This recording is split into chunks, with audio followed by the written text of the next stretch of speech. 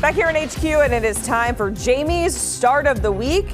Zack Shaw, hello, how you doing? It's him for week 3 with Ken Walker out dealing with an oblique injury. In week 2 at New England, Charbonnet came through for the Seahawks, and a lot of fantasy managers, including myself. I was just bragging off camera during the commercial break that You never do that. You're right. I'm very humble. I'm a very humble fantasy manager. He got me almost 18 fantasy points. Threw him in the lineup, came through because I trusted you guys with my life, as I always do. Against the Patriots, he had 14 carries for 38 yards and a touchdown. Walker, of course, is not expected to play in week 3 against Miami, so of course that has a lot to do with why he's primed for a big week here in week 3, Jamie, and your start of the week. And a great matchup. So first off, keep an eye on the injury report. We want to make sure that he's out, and then we get Ken Walker's out, not Charbonnet's out. Yes, Charbonnet's out, then we really got a problem. But Ken Walker's out. It's a great matchup. Look, the Dolphins have really struggled against opposing running backs so far, running games so far. Jacksonville, it was Travis Etienne, Tank Bigsby going for over 100 yards combined, scoring a touchdown. We saw James Cook Thursday night, multiple touchdowns. Ray Davis did some nice things as well. This is the Charbonnet show, and I think he's going to have a big game. The Dolphins defense probably on the field a little bit more than we usually see because the offense is going to struggle with Skylar Thompson under center without Tua Tagovailoa there. So this should be another big game for Charbonnet. Love his work in the passing game, 5 catches last week, and that should only continue as long as Walker stays out. So let's let Ken Walker rest and let Charbonnet go have a big day. And we've seen teams run all over the Dolphins. You talked about that just a second ago. It's 22.5 carries per game that the Dolphins have seen. And so I think a few people are hung up on Zack Charbonnet. Well, is he really that good of a running back because he's the backup in Seattle? Forget about that. It's the opportunity. If he's going to get the ball 22.5 times, and that's going to be just on the ground, he's going to come away with good numbers. Yeah, it's all about the matchups, right? Let's talk about your other starts, and it feels like a bit of a theme for Cincinnati. They have a slow start starting 0-2, but regardless, with the matchup against the Commanders, Joe Burrow is a quarterback to start for you, Jamie. Seems strange to have to tell people to start Joe Burrow, but his start percentage is rather low by comparison to where he was drafted. So this should be a blow-up game for the Bengals. We've seen this Washington defense, 467 passing yards combined to the stellar duo of Baker Mayfield and Daniel Jones. They combined for 6 touchdowns in the first 2 games against Washington. So I think it's a great setup for Joe Burrow. He's top 5 quarterback for me. DeAndre Swift has been absolutely miserable. But so have the Colts run defense. And they're down to Forrest Buckner now. So they've given up huge games to Joe Mixon and to Josh Jacobs. Swift is not in that caliber, but he can be a number 2 running back for this week. I just hope he stays in the job as the lead running back because you're hearing some rumblings that they want to give Khalil Herbert some more work. He did score a touchdown last week, but I think Swift is safe as a back-end RB2 if you do need some help with that position. George Pickens got Surtained last week. He's going to escape Patrick Surtain and in a much better matchup. And really, as good as the Chargers defense has been, that's telling something because Surtain has just obliterated all receivers. I'll tell you why in a second, why we're sitting Mike Evans. But in any event, I think you should expect a big game for Pickens. I hope it's a back-and-forth game a little bit. Not expecting it because Vegas says it's going to be low scoring, but if we have to see a few more pass attempts, the target share for George Pickens is going to be through the roof. Minimal targets, but the target share, this is the only guy that Justin Fields has the lead on right now. If Pickens had, let's say, 57 more yards and a touchdown last week, nobody would be thinking about sitting him. That's what he had called back on plays against Patrick Surtain, by the way. So I think Pickens is in line to have a very big game. I like that call. Okay, and Dave, we're getting to your starts. Of course, we have a couple of Saints we got to talk about because it's Derek Carr and Rashid Shaheed. A no-brainer that we're starting these guys? I think these Saints are no-brainers. I think they're for real. The first 2 weeks of the season, this offensive line has been great. That's been the impetus for Derek Carr to confidently throw downfield a lot more often. And this is a Philadelphia secondary. They've allowed some big plays to wide receivers so far this year. Shaheed's been that downfield guy for the Saints, and he's had a 23% target share. So you kind of have to overlook just the number of raw targets he's had, and you see that he's still a very crucial part of this New Orleans passing game. I think the Saints are going to beat Philadelphia. I think Derek Carr will be a reason for it. And you see DJ Moore on this list, kind of like what Jamie was saying about Joe Burrow. You can't believe that DJ Moore has to be told, yeah, you got to start him. It's a huge opportunity. He had 10 targets last week. This Colts pass rush, big question mark. Secondary, even worse. They've given up some big games through the air. I think DJ Moore finally has his first big game of the season. We don't want Keenan Allen to play. He'll get double-digit targets if Keenan Allen does not play. That's my question. If Allen does play, I still like him, but not as high as I'm where I'm at. Like right now, I think he's like a top 15 wide receiver, but with Keenan Allen there, might be more of like a top 24 type guy. It's been tough for the Bears. I mean, you look at what they had to face. But even so, I mean, Tennessee, I think everybody looked at it and said, easy matchup, right? It's going to be a layup for his first start. That's a very good defense that's gotten revamped over the course of the offseason. And the Texans defense was always going to be a tough matchup for him. This is his first opportunity to breathe a little bit, and so he's seen the speed of the NFL. As Dave said, pass rush different.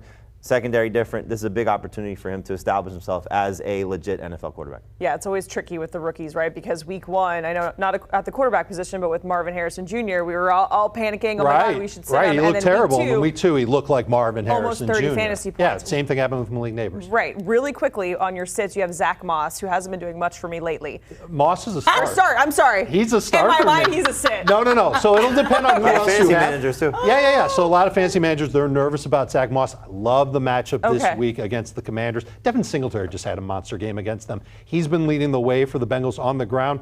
11 snaps played inside the red zone. 3 snaps for Chase Brown. By comparison, Brown doesn't even have a touch inside the 10-yard line this year. Brown has a bunch. And Moss has a bunch. I got a lot of grief for taking Zach Moss over Chase Brown. And I feel like it's so far it's working out. But I think it'll switch down the line. There are plenty of backfield scenarios where we're going to see the backup take over for the starter at some point, and I think that could happen because Moss just has a hard time staying healthy. Yeah, Amanda. Did you say you have Zach Moss? In a different league. Oh, okay. I was like, I have Zach Moss. No. Jacqueline plays in 15 leagues. No, I'm in 3. I'm in 3, okay, which is already We're too much. corrupting Jacqueline is what's happening up here. I started with 1, now I'm at 3. Next year I'm going to be like in 15. It's going to be out of control. We got to talk about your sits, Dave, your actual sits. Yeah. Which correction, Zach Moss is a start. Dak Prescott.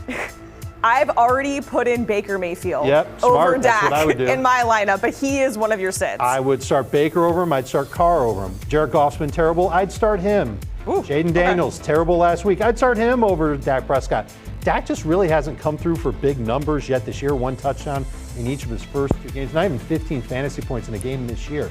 Not ready to cut him. Not going to give up on him. Just not a top 12 guy for me this week against the Baltimore Ravens. It's interesting. The last time he's had back-to-back games sub 20 fantasy points, you got to go back to weeks 4 and 5 last year. That's how good he's been since that stretch of just consistent elite level production. He's just not getting the job done right now.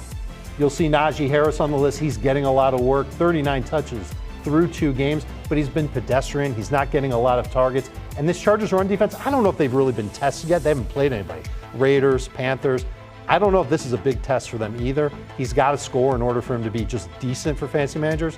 I don't want to trust him if I don't have to, and I feel the exact same way about Jalen Waddle. Lots of expectations for him coming in the season. You know why he's on this list, Jacqueline. It's because of the quarterback situation for the Miami Dolphins. I think Tyreek Hill, I think Devon Achane, I think they're going to be okay with Skylar Thompson under center. Maybe not necessarily in the case of Tyreek having as many blow-up games, but still good games. Waddle's the one who I think will be the odd man out. Okay. 8 games he's played without Tua in his NFL career. He's averaging 5 catches and 56 yards per game. No touchdowns in those 8 games. Yeah. So it's a bad track record. And the Seattle secondary, I think they're pretty good. I think they'll be able to hang with him. Another name on that list, Stephon Diggs. Yeah. Why is he on there? I think There's a lot of expectations for him coming in as well. It's a revenge game. It is a revenge game. Be I careful. think he's in a totally different role than where he was the last time he played against the Minnesota Vikings. Okay. I think the Vikings are actually worse against perimeter receivers than they are slot receivers. Diggs has been playing in the slot. And when C.J. Stroud's been under pressure, and the Vikings are going to pressure him a lot, his go-to guy this year, last year, it's been Nico Collins. Collins has the better matchup. I think Diggs he's going to be like a top 30 receiver this week, but I'd be shocked if he had more than 60 yards. All right, okay, Jamie, as much as I hate to talk about my guy T-Law in your sits, he's on there because the Jags are 0-2. It's not looking good, and they get the arrested Bills team in prime time. He's had some good moments. The first half against Miami, for example, but he just hasn't been consistent. And Evan Ingram probably not going to play, so that's another big piece that's passing him that's missing. I'd like to see more targets for Brian Thomas.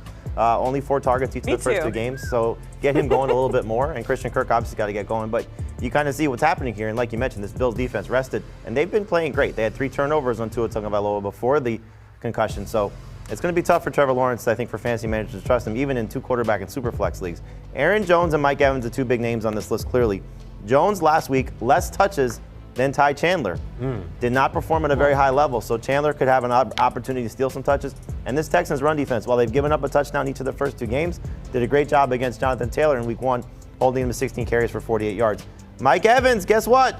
You're getting Patrick Surtain this week, not pretty. So what he's done so far in 2 games, Surtain. DK Metcalf eliminated him. George Pickens eliminated him. You could say Mike Evans is better than those 2 guys. I wouldn't fight you on that. but he's only had 6 targets each of the first 2 weeks. He was disappointing last week against Detroit. Chris Godwin has emerged. You're seeing Baker Mayfield use his legs a little bit more. Wouldn't be surprised if there's a Jalen McMillan game too. We get a couple more shots down the field to him. So Mike Evans, not a slam dunk start this week, which is tough to say, but I would sit him if you can. Oh, I'd go with Evans, but I don't have him ranked where I've had him ranked for the first 2 weeks of the season. I just know what he's capable of doing. He can go off for 2 touchdowns. Not against this in a guy, game. though. Well, listen, this guy gave up a touchdown that was called back last week, a deep ball last week. Surtain's awesome. Mike Evans is awesome, too. And when awesome meets awesome, I'll still take the wide receiver over the defensive back every time. And Chandler played more than Jones last week because Jones got hurt. He left the game. He came back in. He's still banged up. He's still banged up. That's why he's on my sit list as well. Quentin Johnson's my guy, by the way. Picked him up in as many leagues as I possibly could. Will not start him in any of those leagues because of the matchup against the Steelers. You guys know how this segment goes. We have to insert our own. Hi, Amanda. Hi. Okay, so here's the thing. Because I've been texting Jamie, and he's normally very helpful. He's been only somewhat helpful. Okay. From listening. Say why. From listening, because we don't know yet. Yes, exactly. From listening to this segment, I have Zach Moss on my bench. Do I swap him in instead of Joe Mixon? Not if Mixon plays. Right, but that's a good replacement. But we don't know. We don't know. But you have You don't have 3 to more make the days. decision now. I feel Does your lineup pressure. lock on Thursday? What is your gut telling you? She sent me a text, all caps. What's going on with Joe Mixon? I said we gotta wait. It's and find Joseph out. Mixon, actually. No, Joseph Mixon. Joseph Mixon. Formal. You got formal. I don't know. So all I'm in all, so we don't know stressed. what Amanda should I don't do know just what my yet. hair is doing back there either. It's all right. We'll figure it out. We'll figure out our hair. We're all going to do this together. Yes, We're in this together. We are. Jamie, Dave, we certainly appreciate it. We'll have to check back in to figure out what to do with Mixon and Zach Moss. You hear the Amanda fellas? felt left out. She had to come. No, I just get really stressed. Our league is competitive. Like you're carrying your IFB, you're carrying your microphone. I know. I beat Ligier last week. I didn't mention it the last segment, though. Oh, you should have. Humble. I know. What the heck? You can hear the I gentleman. am humble. Thank you. Yeah, I'm not. You can hear him on FFT. What's coming up, fellas? Today we previewed our AFC home games. Tomorrow will be the NFC home game. So we get you covered with everything that you need. And I believe you're doing a live stream tonight, right? For the 100 subscribers? 7:30 p.m. Eastern to celebrate 100,000 subscribers. Oh, congratulations. Look for Fantasy Football Today on YouTube. Join the party.